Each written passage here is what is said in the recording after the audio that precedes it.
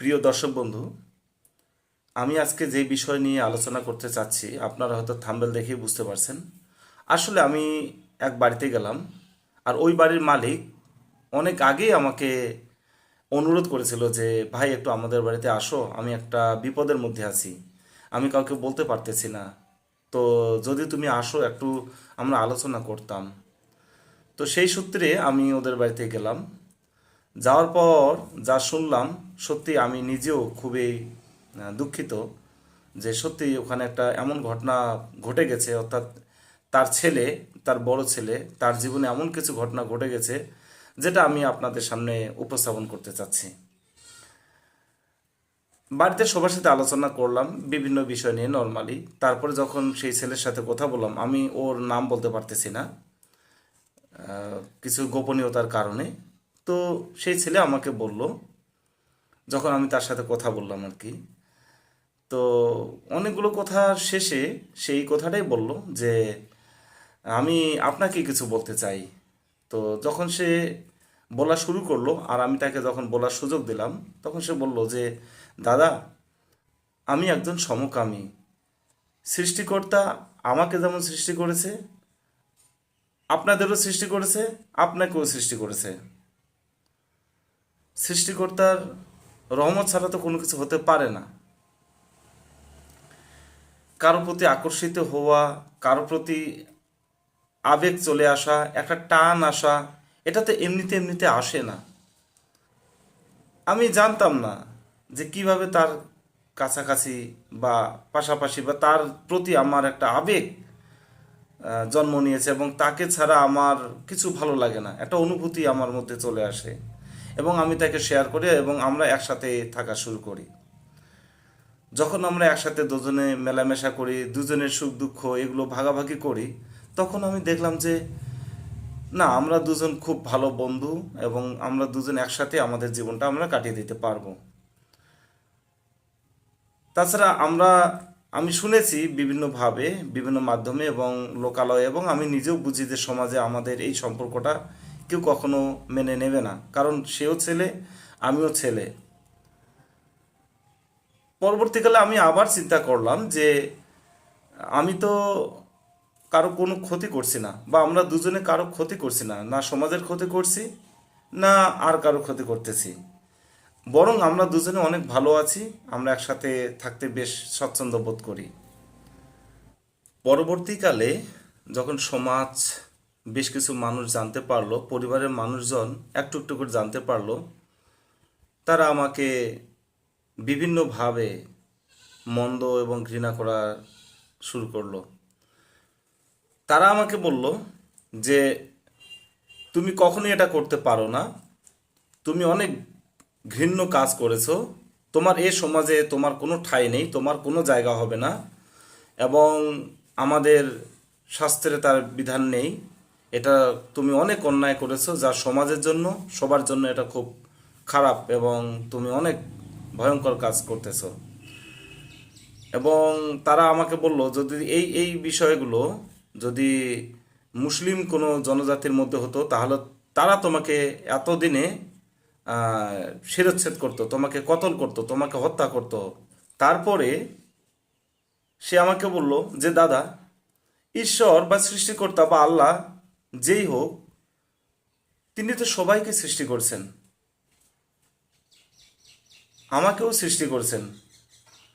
তা আমাদের মতো যারা আছে তাদের জন্য কি এক দু লাইন তাদের শাস্ত্রে কি লিখতে পারে নাই যে আমাদেরও শ্রদ্ধা করার মতো কিছু একটা যদি লিখে দিত, তাহলে আজকে এত বিশৃঙ্খলা হতো না। সে তো কত কিছুই সৃষ্টি করেছে, এই পৃথিবী সৃষ্টি করেছে, আমার মতো ক্ষুদ্র মানুষটাকে কি পরিবর্তন করাতে পারে না? আমি তো হাজার বার ডেকেছি, কিন্তু কোনো উত্তর পাই নাই।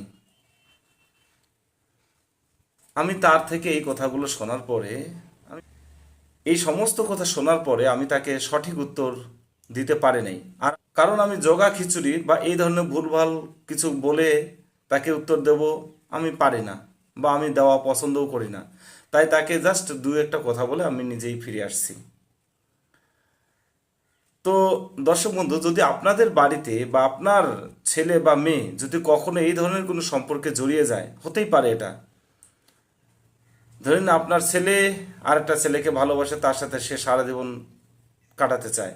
আপনার মেয়ে হতে পারে সে আরেকটা মেয়েকে ভালোবাসে এবং তারা তাকে উভয় বিয়ে করতে চায় এবং তারা সারা জীবনের জন্য একসাথে থাকতে চায়।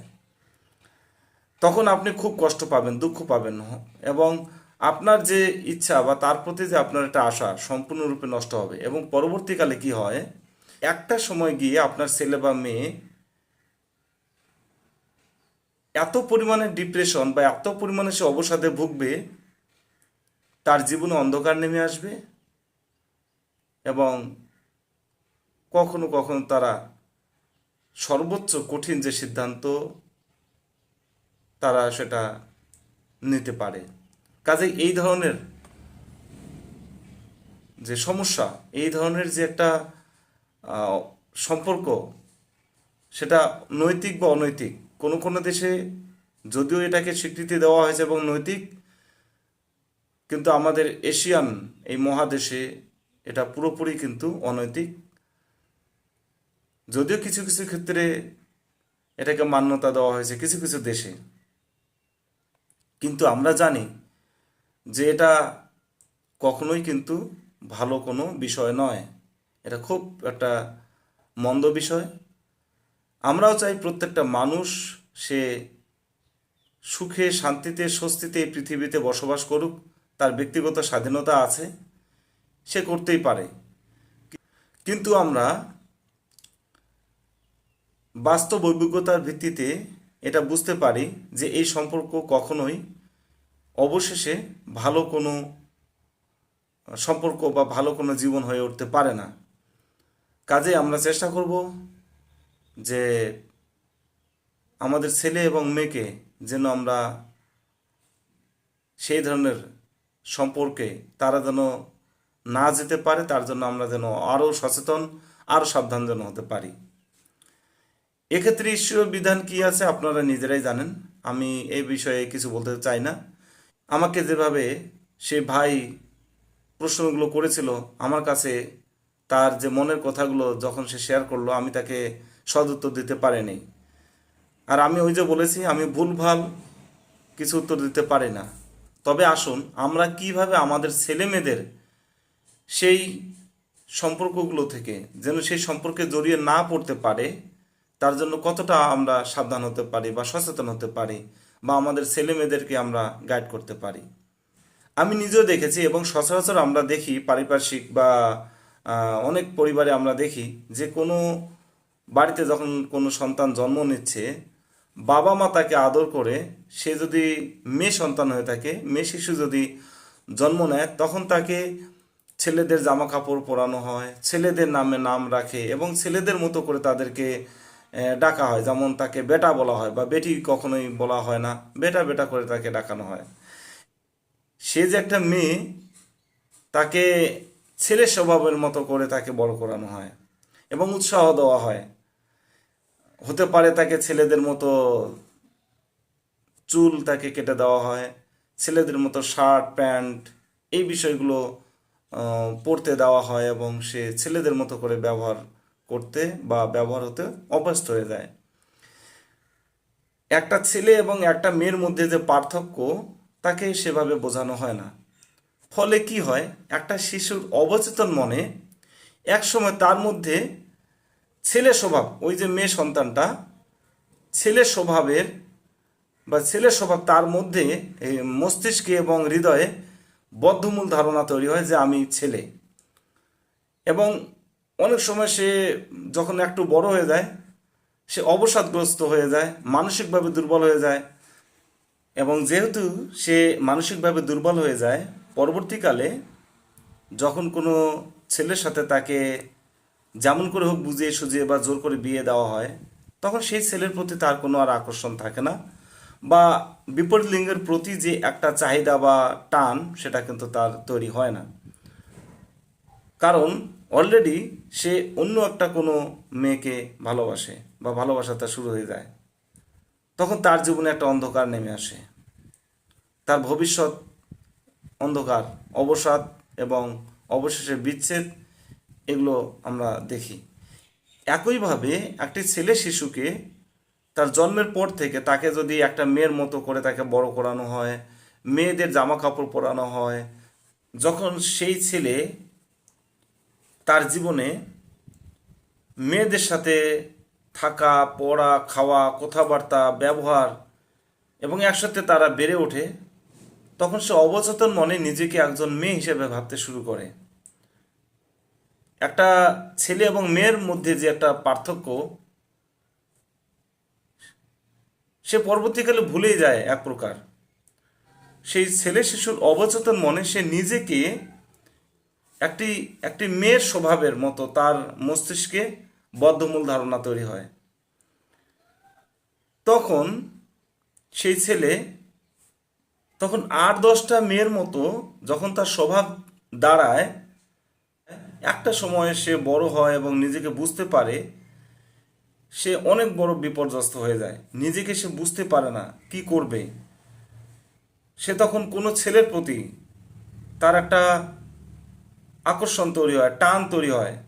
পরবর্তীকালে সেই ছেলে আরেকটি ছেলের সাথে সম্পর্কে জড়িয়ে যায়। তার প্রতি তার টান, আকর্ষণ, আবেগ, দুঃখ এগুলো তারা শেয়ার করে এবং একজন আরেকজনের সাথে সম্পর্কে জড়িয়ে পড়ে। এবং তারা নিজেরা ভাবে যে আমরা সব থেকে ভালো আছি, সুখী আছি এবং একে অপরের আমরা পরিপূরক। এই এই ধারণাগুলো তাদের মধ্যে দেখা দেয়। তো প্রিয় দর্শক বন্ধু, যদি আপনার ছেলে বা মেয়ের জীবনে এরকম হয়, বা তারা যদি কোনো না কোনো এভাবে কোনো সম্পর্কে জড়িয়ে পড়েন, তাহলে আপনার মানসিক অবস্থা কি হতে পারে? তাই আমি প্রত্যেককে অনুরোধ করব, আপনারা আপনার ছেলে এবং মেয়েকে, একটা শিশুর মধ্যে যে ভিন্নতা, অর্থাৎ একটা ছেলে শিশু এবং মেয়ে শিশু তারা যে আলাদা, এই পার্থক্যটা তাদের বোঝানোর চেষ্টা করাবেন এবং শেখাবেন।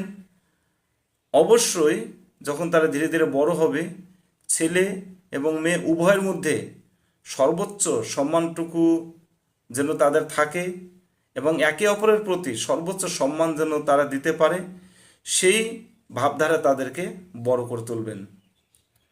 অর্থাৎ ছেলেকে ছেলের মতো করে এবং মেয়েকে মেয়ের মতো করে আপনারা বড় করবেন।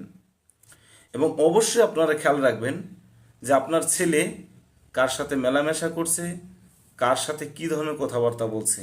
এবং আপনি অবশ্যই আপনার মেয়ের প্রতিও খেয়াল রাখবেন সে কার প্রতি, অর্থাৎ কার সাথে কথাবার্তা বলছে এবং কী ধরনের কথাবার্তা বলছে।